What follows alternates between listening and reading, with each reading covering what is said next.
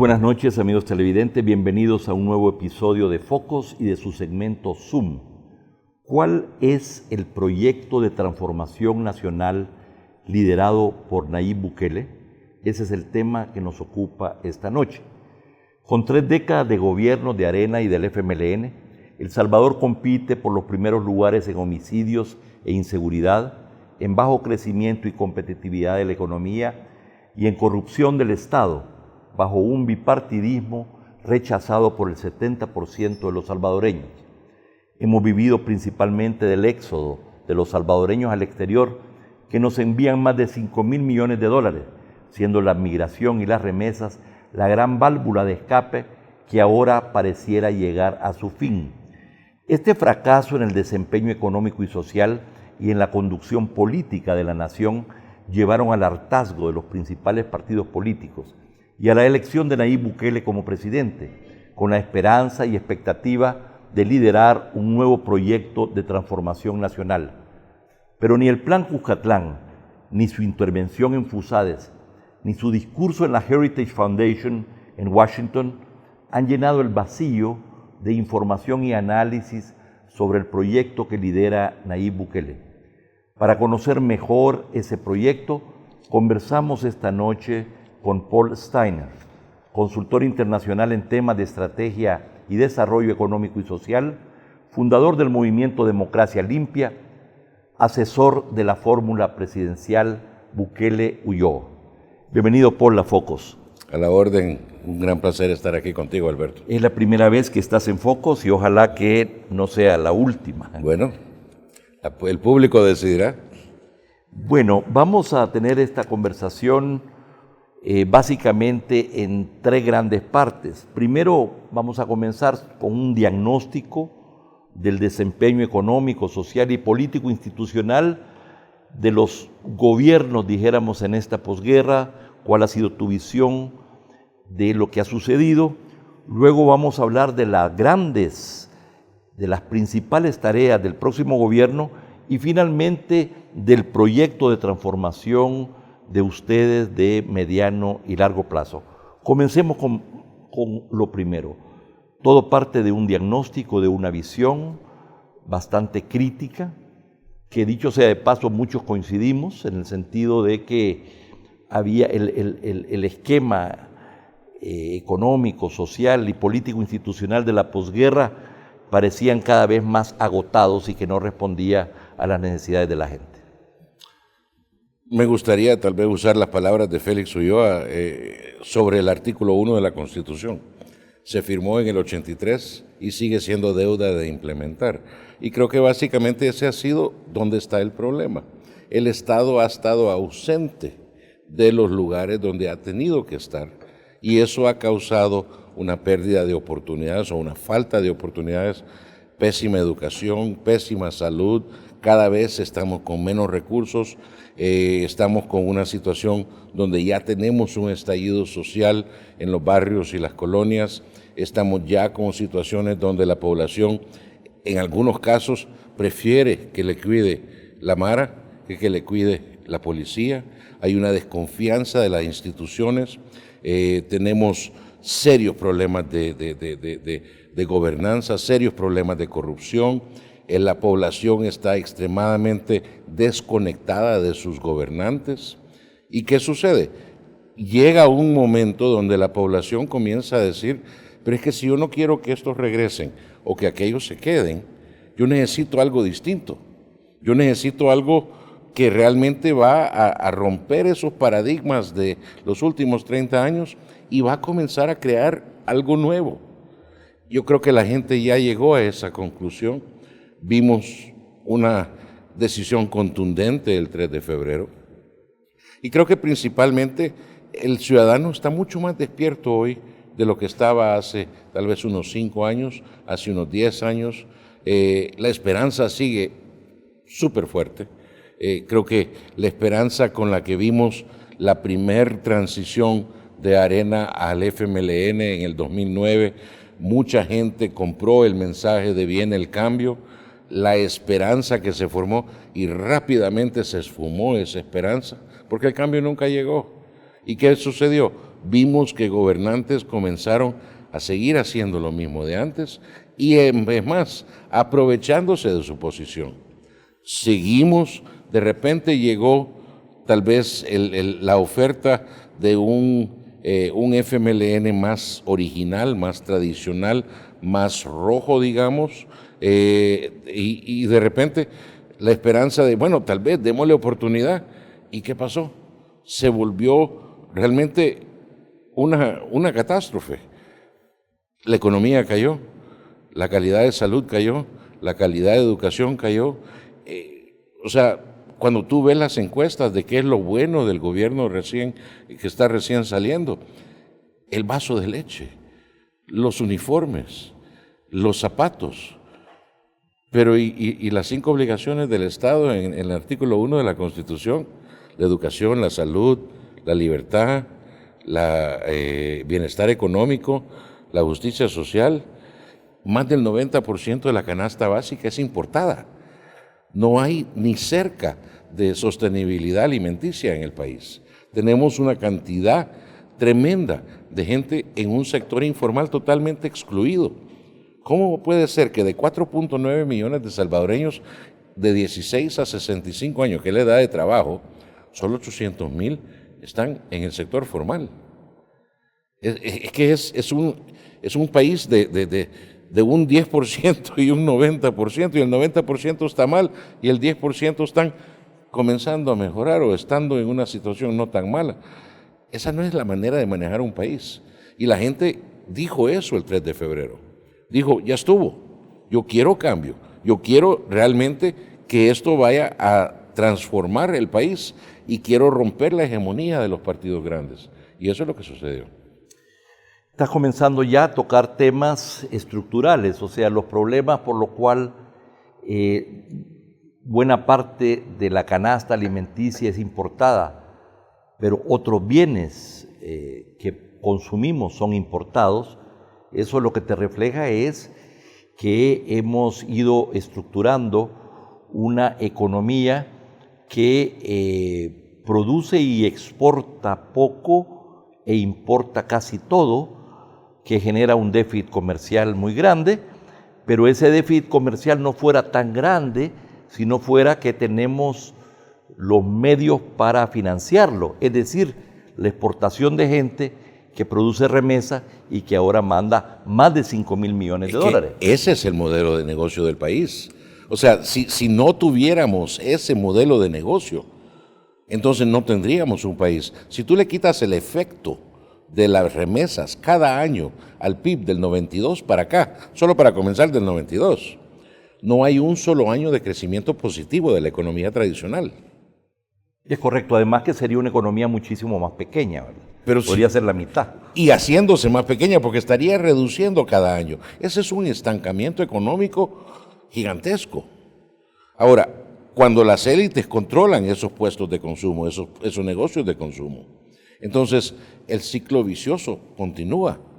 ¿Por qué? Porque los parientes reciben las remesas la usan para consumir, hay muy poco ahorro de esas remesas, hay muy poca inversión de esas remesas, entonces eso se consume en los locales propiedad de las élites continúan controlando los partidos políticos, que continúan controlando las instituciones, que continúan controlando la manera en que el bien común se le entrega a la población, y en diciembre del año pasado, Foro Económico Mundial nos clasifica como el país 135 de 136 con mayor desvío de fondos públicos en las instituciones. Las élites políticas son muy poco autocríticas de esta situación y de sus responsabilidades.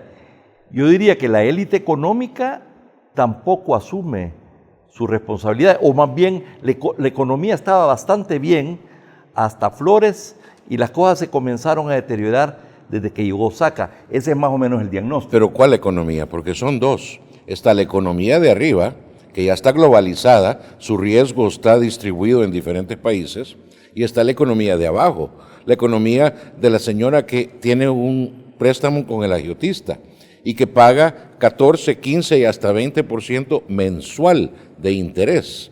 Y es un círculo vicioso porque nunca paga capital y permanece siendo esclava del agiotista. Y cuando nos enteramos que mucho del dinero de esos agiotistas proviene de las élites también, entonces nos ponemos en una situación que realmente, ¿quién está ayudándole a quién? Esto nos lleva precisamente a un tema de gran actualidad y que Nayib Bukele tocó precisamente en el foro de la Heritage Foundation. Es decir, es la primera vez que yo, por lo menos, oí a un gobernante, a un líder político, asumir responsabilidad de que este es un modelo fracasado, de que el problema de la migración hacia Estados Unidos no está allá, sino que está aquí, por los problemas de seguridad y por la falta de oportunidades. Mira el TPS, el terremoto en el 2001, o los terremotos en el 2001. Por eso fue que se firmó el TPS. Pero estamos en 2019 y todavía rogándole a Estados Unidos que lo extienda más, porque todavía no hemos preparado la situación en El Salvador para que esa gente pueda regresar. Eso no es problema de los que se fueron, ni tampoco de los que se quedaron. Es problema de los gobiernos que han estado ahí y han ignorado su responsabilidad para cubrir ese tema. Lo mismo sucede en relación a la migración. Yo recuerdo cuando creo que era USAID que hizo las Naciones Unidas hicieron un estimado de que se iban 147, en el 2014, se iban 147 cada día para el norte. En 2015 revisaron esa estimación a 200. En el 2017 eso ya estaba en 270. Ahora todos sabemos que hay una caravana diaria casi de 300 personas que se van. Y eso es las que conocemos. Encima de eso tenemos la última moda, que es las caravanas, que ya vamos de 1,000, de 1,200, de 1,300, 1,500 personas y caminando, y todos juntos. Un esquema de funcionamiento, un modelo o una forma de gestionar pareciera diseñado perfectamente para expulsar a su población. Y los mejores, porque se van los más jóvenes. Ponte a pensar, hay 800,000 jóvenes menores de 29 años y mayores de 16 que no trabajan y no estudian. Ellos conforman el 60% de los muertos cada día. Ellos conforman el 75% de los que se van para el norte cada día. Y obviamente son también los más propensos a integrarse a una pandilla.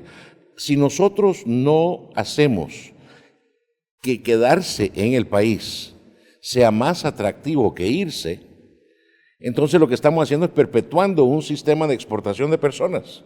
Pero esto supone entonces transformar absolutamente este esquema, esta manera de funcionar, esta manera de proceder en el ámbito económico, en el ámbito social y en el ámbito político institucional. Hablemos entonces de las principales tareas del gobierno, de los principales desafíos. Bueno, yo creo que el desafío más importante de todos es la revitalización de la economía. Yo me sentí tan orgulloso cuando oí a mi presidente electo enfrente del tanque de conservadores más fuerte del mundo realmente. O sea, ahí está la gente más conservadora y él llegó y dijo, yo no vengo a pedir nada, yo vengo a hacer negocios. Por primera vez yo sentí que El Salvador se estaba poniendo a la par de Estados Unidos, diciendo, somos socios, trabajemos juntos, no me den limosna, ayúdenme a hacer negocios. Y eso, solo ese cambio de cassette, si lográsemos que todos los cónsules que él va a poner piensen de esa manera, que todos los embajadores que él va a poner piensen de esa manera, que todos los empresarios aquí pensemos de esa manera, que todas las organizaciones sociales, en vez de pensar qué le voy a regalar, qué le voy a dar, comenzamos a pensar cómo le voy a ayudar a superarse. Ese es el reto más grande, cambiar el cassette de El Salvador de ser un país de supervivencia a un país de superación. Si logramos hacer eso, esa es la primera piedra sólida en la fundación de la transformación del país. Eso dicho, vamos a hablar entonces de cuáles son los principales ejes de este cambio en el próximo gobierno y también de los desafíos de la transformación más a mediano y largo plazo cuando regresemos de este corte comercial. No nos cambien.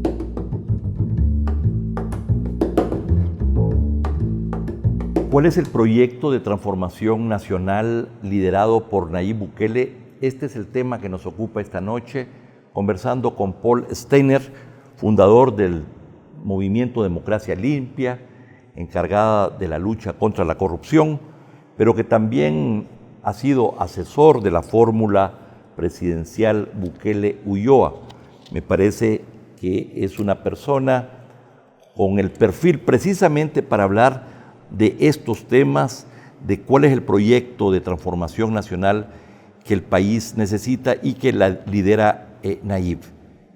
¿Cuáles son los 3, 4 temas principales? Bueno, yo creo que el primer punto de partida es comenzar a arreglar muchas de las cosas que están rotas, porque hay muchas partes del gobierno que están quebradas y hay que arreglarlas. Una de las cosas que tenemos que asegurar es reducir la corrupción al máximo.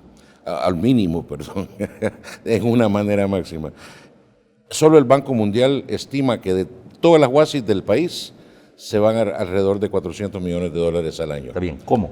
Si se hace a través de una reingeniería de los sistemas de gestión de las instituciones. Recordémonos que las instituciones son verticales. Los ministerios se encargan de entregar los servicios a la población. Ahí es donde comienza el desvío de fondos. Ahí tenemos que asegurar que los sistemas de gestión están diseñados para prevenir la corrupción y maximizar la integridad. Los proyectos insignia, por ejemplo, son transversales.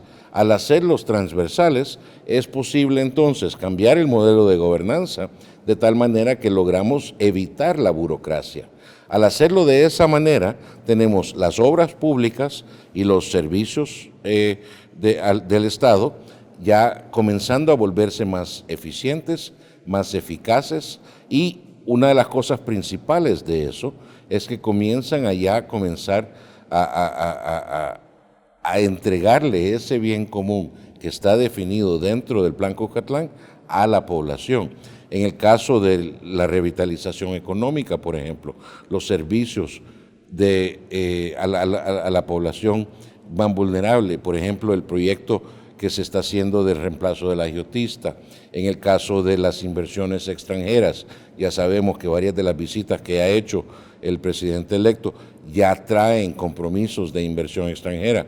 Ya tenemos varios proyectos que él mencionó como obras que van a ser insignia, que van a estimular empleo, van a estimular zonas de desarrollo.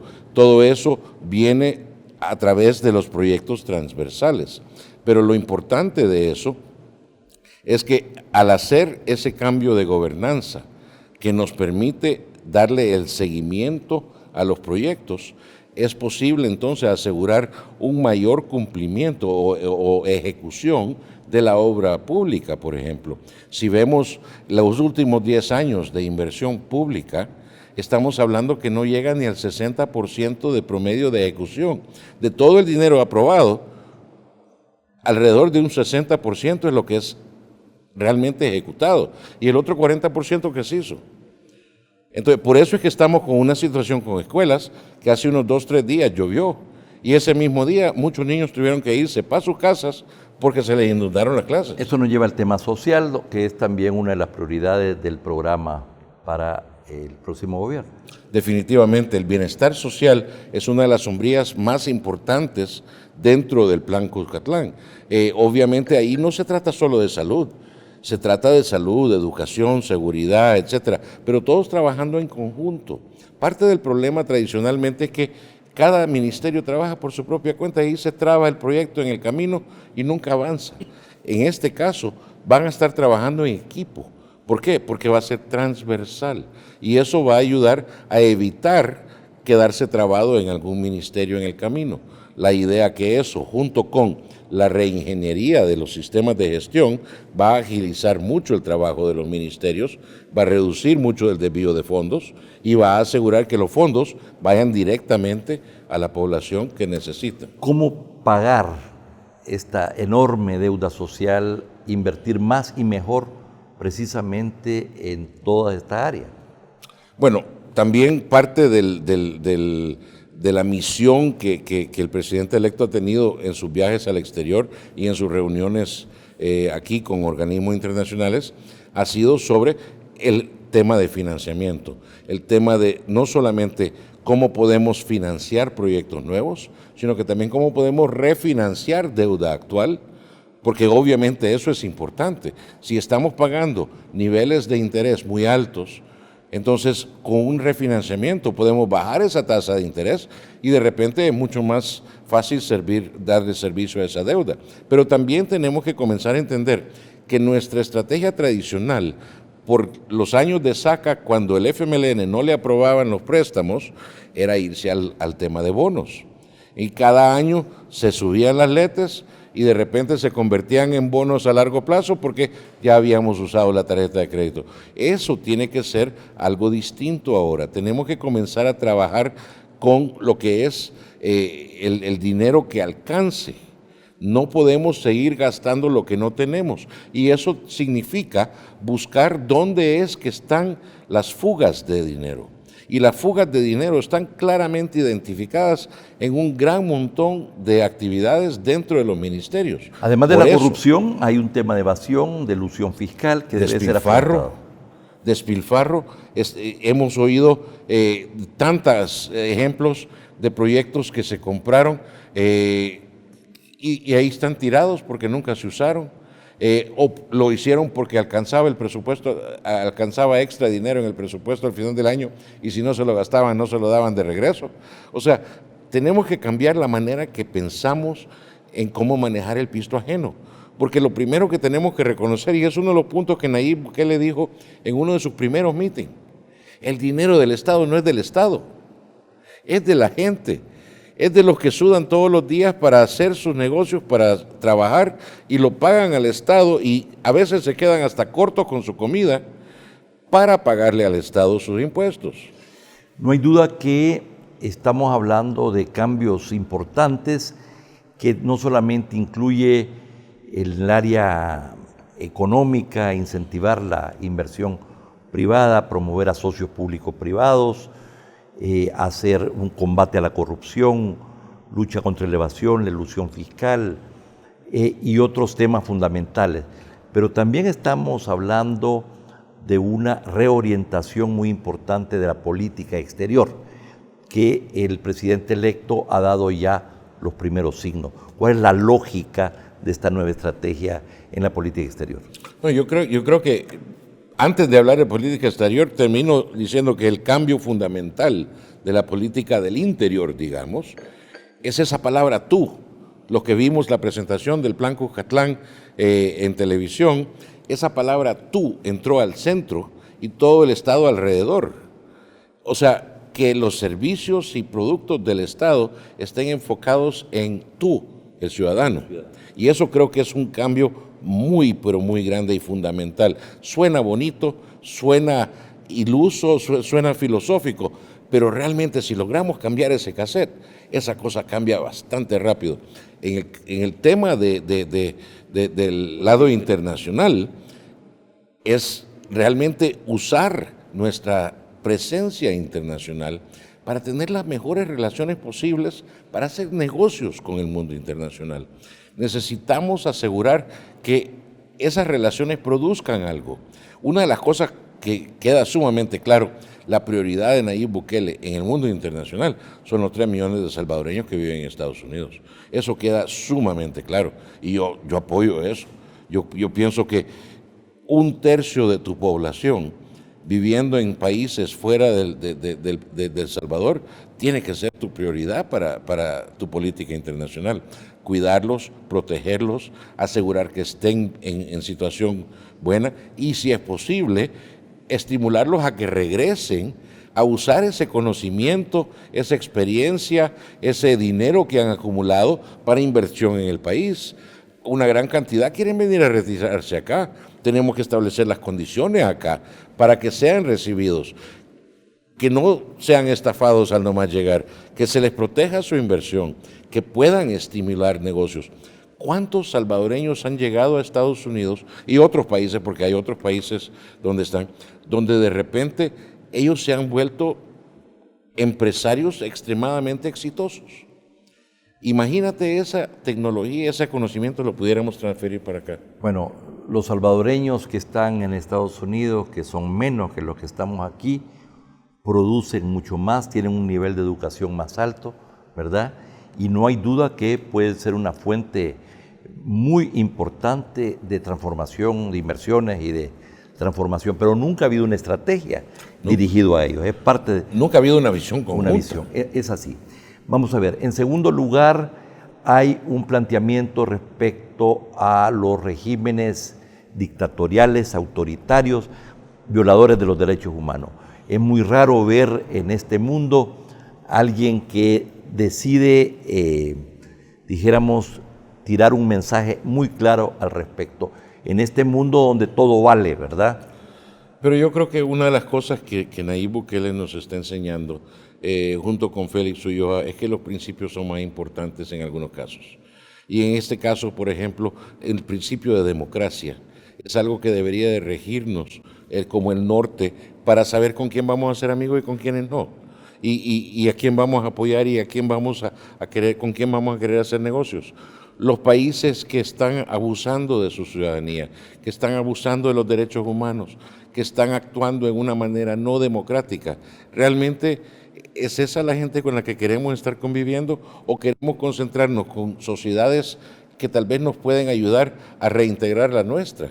Sociedades que nos pueden ayudar a ser más democráticos. Nuestra democracia en sí está todavía en transición.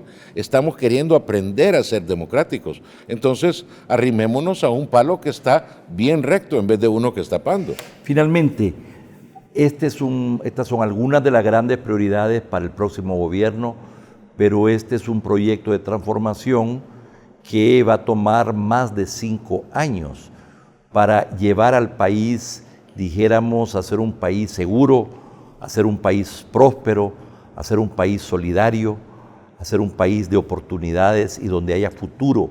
Esto es una tarea de 20, 30, 40 años. Entiendo que hay una visión también de mediano y largo plazo. Muchos de los elementos del Plan Cuscatlán ya vienen con su visión de 30 años. Me encantó, por ejemplo, uno de los primeros elementos que salió fue el plan de deportes. La mesa que Yamil Bukele lideró para desarrollar ese plan de deportes viene con un plan de 30 años. O sea, qué bonito, porque... Comenzando desde los chiquitos. Exacto. Sabemos que esto no puede cambiar. Esto no es un botón que alguien va a apretar el 1 de junio allá en la Plaza Barrios y el 2 vamos a amanecer todos. ¡Ay, qué bonito está El Salvador! Esto lo tenemos que cambiar todos. Y por eso el movimiento. Hablo de movimiento, no partido. Partido es la manera en que el movimiento pone sus candidatos va a poner sus candidatos en gobierno. El movimiento es un movimiento amplio. La belleza de cómo se desarrolló el Plan Cuscatlán con gente de izquierda, gente de derecha, sentados a la par en la misma mesa, trabajando el mismo objetivo. Esa tolerancia, esa unión. Y cada día se está uniendo más gente. Cada día hay nuevas sedes siendo fundadas. Y eso lo que significa es que estamos comenzando a movernos con la posibilidad de que tal vez en este primer quinquenio logremos establecer una visión de largo plazo que no necesariamente nos comprometa en el detalle de qué vamos a hacer, pero sí en las montañas que queremos lograr. Y si todos podemos acordar eso, tenemos mejor chance que cualquier alternancia que siga después de Bukele no dañe esa visión. Una visión compartida de desarrollo de mediano y largo plazo es el gran desafío, pero aquí va a venir también una lucha muy importante por cómo si van a dejar los otros partidos que este proyecto avance. Hay elecciones en menos de 2 años. El presidente va a necesitar resultados en plazos relativamente cortos para poder también capitalizar eso en las elecciones. Y la expectativa es muy alta. Y la expectativa es muy alta y eso dependerá también de si va a poder escoger un gabinete de gente formada y con experiencia para poder iniciar la gestión de un gobierno en un país emproblemado. Este es un gran desafío. Pero esperanzado también. Y yo creo que eso vale por mucho. Yo creo que sí tenemos problemas, sí tenemos un montón de sistemas quebrados dentro del gobierno y dentro de la economía también, pero creo que algo que ha primado en estos últimos 6 meses es la esperanza de la gente. Estoy viendo mucha gente acercándose y diciendo, mire, no sé cómo me puede ayudar a conocer a Nayib Bukele, yo quiero ofrecerle mi ayuda. Tenemos gente internacional llegando a decir, yo quiero venir a ayudar, yo quiero ayudarle. Embajadas que se han sentado con Félix Ulloa o con Nayib Bukele, que le han dicho, estamos para ayudar. Yo recuerdo, estuve involucrado en una reunión con las Naciones Unidas y el entusiasmo que se sentía de los diferentes departamentos de las Naciones Unidas, de repente un gobierno de cambio, un gobierno que quiere venir a transformar. Todos nos dijeron, su plan de gobierno, ese plan Cuscatlán, es el único de todos los planes que identificaba los objetivos de desarrollo sostenible como sus primeros objetivos y que los implementaba de la manera que las Naciones Unidas recomendaba. O sea, la campaña fue muy sucia, fue muy cansante, muy desgastante, pero yo creo que si comenzamos a escudriñar ese plan y comenzamos a pensar en las cosas sencillas que podemos ir haciendo para ir recuperando el país, yo creo que vamos a poder rápidamente enseñar esas frutas bajas que demuestran los logros iniciales. Yo quisiera recalcar una cosa. Si tan solo logramos eficientizar y hacer la reingeniería de los sistemas de gestión de los ministerios, solo eso en sí sería una revolución. Paul, muchas gracias por tu presencia en Focos esta noche. Esperamos seguir conversando contigo en los próximos meses y ojalá años. A la orden. Muchas gracias. Muchísimas gracias, Alberto. Y a ustedes, amigos televidentes, gracias por su sintonía. No nos cambie, hay más contenido en Focos.